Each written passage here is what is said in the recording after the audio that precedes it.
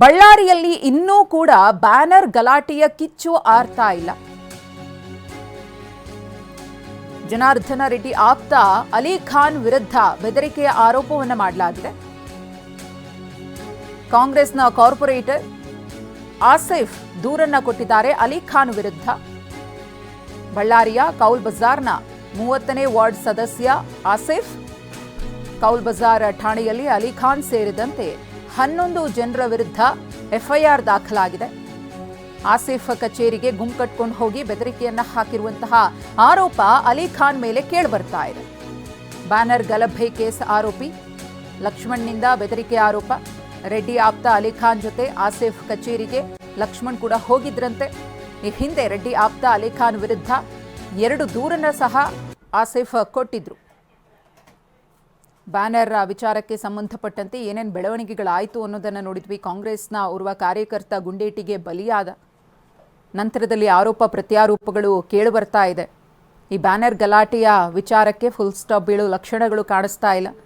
ಅದೇ ಒಂದು ಘಟನೆಯನ್ನ ಇಟ್ಕೊಂಡು ಪದೇ ಪದೇ ಇನ್ನೊಂದಷ್ಟು ಜಗಳಗಳು, ಗಲಾಟೆಗಳು, ಆರೋಪ ಪ್ರತ್ಯಾರೋಪಗಳು ಮುಂದುವರಿತಾ ಇದೆ.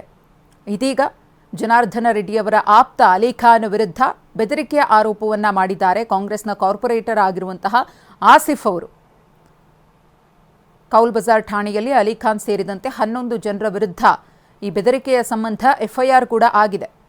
ಆಸಿಫ್ ಅವರ ಕಚೇರಿಗೆ ಅಲಿ ಖಾನ್ ಗುಂಪು ಕಟ್ಕೊಂಡು ಬಂದು ಬೆದರಿಕೆಯನ್ನು ಹಾಕಿದ್ದಾರೆ ಅಂತ. ಈ ಕುರಿತು ಮತ್ತಷ್ಟು ಮಾಹಿತಿಯನ್ನು ಕೊಡ್ತಾರೆ ನಮ್ಮ ಪ್ರತಿನಿಧಿ ವಿನಾಯಕ್. ವಿನಾಯಕ್, ಯಾವ ಕಾರಣಕ್ಕೆ ಬೆದರಿಕೆಯನ್ನ ಹಾಕಲಾಗಿತ್ತಂತೆ? ಯಾವಾಗ ಆಗಿದ್ದ ಘಟನೆ ಇದು? ಜನವರಿ 1ನೇ ತಾರೀಕಿನಿಂದ ಕೂಡ ಬಳ್ಳಾರಿ ಒಂದ್ ರೀತಿ ಹಾರ್ಟ್ ಆಫ್ ಸಿಟಿ ಆಗಿ ಕನ್ವರ್ಟ್ ಆಗ್ತಾ ಇರುವಂತದ್ದು. ಕಾರಣ ಅಂತಂದ್ರೆ ಜನವರಿ 1ನೇ ತಾರೀಕು ಬ್ಯಾನರ್ ಗಲಭೆ ಆಯ್ತು. ಆ ಸಂದರ್ಭದಲ್ಲಿ ಸಾಕಷ್ಟು ಏರ್ ಫೈರಿಂಗ್ ಆಯ್ತು ಮತ್ತು ಅಲ್ಲಿ ಒಬ್ಬ ಕಾಂಗ್ರೆಸ್ ಕಾರ್ಯಕರ್ತ ಕೂಡ ಗುಂಡಿಗೆ ಬಲಿಯಾದ. ನಂತರದಲ್ಲಿ ಜನವರಿ 25ನೇ ತಾರೀಕು ಜನಾರ್ದನ ರೆಡ್ಡಿ ಅವರ ಸಂಬಂಧಪಟ್ಟಿರ್ತಕ್ಕಂಥ ಒಂದು ಮಾಡೆಲ್ ಮನೆಗೆ ಕೂಡ ಬೆಂಕಿ ಹತ್ತಿರುವಂತದ್ದು. ಆ ಪ್ರಕರಣ ಹೀಗಾಗಿ ಒಂದ್ ರೀತಿ ಬಳ್ಳಾರಿ ಹಾರ್ಟ್ ಆಫ್ ಸಿಟಿ ಆಗಿ ಕೂಡ ಕನ್ವರ್ಟ್ ಆಗಿರುವಂತದ್ದು. ಇದೀಗ ಜನಾರ್ದನ ರೆಡ್ಡಿ ಅವರ ಆಪ್ತ ಅಲಿ ಖಾನ್ ವಿರುದ್ಧ ಪ್ರಾಣ ಬೆದರಿಕೆ ಹಾಕಿರುವಂತಹ ಆರೋಪ ಈಗ ಕೌಲ್ ಬಜಾರ್ ಪೊಲೀಸ್ ಠಾಣೆಯಲ್ಲಿ ಕೂಡ ಪ್ರಕರಣ ದಾಖಲಾಗಿರುವಂತದ್ದು. ಅಂದ್ರೆ 31ನೇ ವಾರ್ಡ್ನ ಕಾರ್ಪೊರೇಟರ್ ಆಗಿರ್ತಕ್ಕಂಥ ಆಸಿಫ್ ಅವರ ಮೇಲೆ ನಿನ್ನೆ ಅಲಿ ಖಾನ್ ಅವರ ಕಚೇರಿಗೆ ಸರಿಸುಮಾರು ಒಂದು 10 ರಿಂದ 15 ಜನರ ಗುಂಪನ್ನ ಕಟ್ಕೊಂಡು ಹೋಗಿ ಆ ಕಚೇರಿಗೆ ಅಕ್ರಮವಾಗಿ ನುಗ್ಗುತ್ತಾರೆ. ನುಗ್ಗುವ ಮೂಲಕವಾಗಿ ಅವರನ್ನ ಮೇಲೆ ಹಲ್ಲೆ ಕೂಡ ಯತ್ನ ಮಾಡ್ತಾರೆ ಕೂಡ ಪ್ರಕರಣ ದಾಖಲಾಗಿರುವಂತದ್ದು. ಪ್ರಮುಖವಾಗಿ ಈ ಒಳಗ್ ವಿಚಾರ ಅಂತಂದ್ರೆ ಒಂದೇ ಕಮ್ಯುನಿಟಿ ಇಬ್ಬರು ಆಗಿರೋದ್ರಿಂದಾಗಿ ಇವರ ಏಳಿಗೆಯನ್ನ ಅಂದ್ರೆ ಕಾರ್ಪೊರೇಟರ್ ಆಸಿಫ್ ಅವರ ಏಳಿಗೆಯನ್ನ ಸಹಿಸದನೆ ಈ ಅಲಿ ಖಾನ್ ಅವರು ಇವರ ಮೇಲೆ ಹಲ್ಲೆ ಮಾಡ್ಲಿಕ್ಕೆ ಯತ್ನ ಮಾಡಿದ್ರು ಮತ್ತು ಜೀವ ಬೆದರಿಕೆಯನ್ನು ಹಾಕುವಂತ ಪ್ರಯತ್ನ ಮಾಡಿದ್ರು ಅಂತೇಳಿ ಇದೀಗ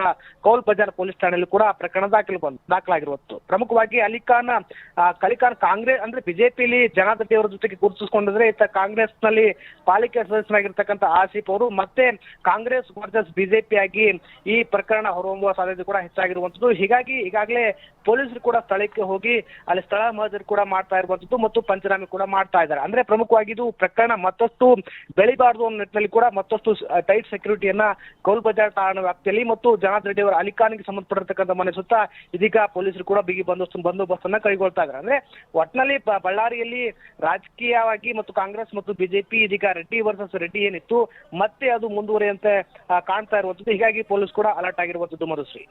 ಓಕೆ, ಧನ್ಯವಾದ ವಿನಾಯಕ್ ತಮ್ಮೆಲ್ಲ ಮಾಹಿತಿಗಾಗಿ.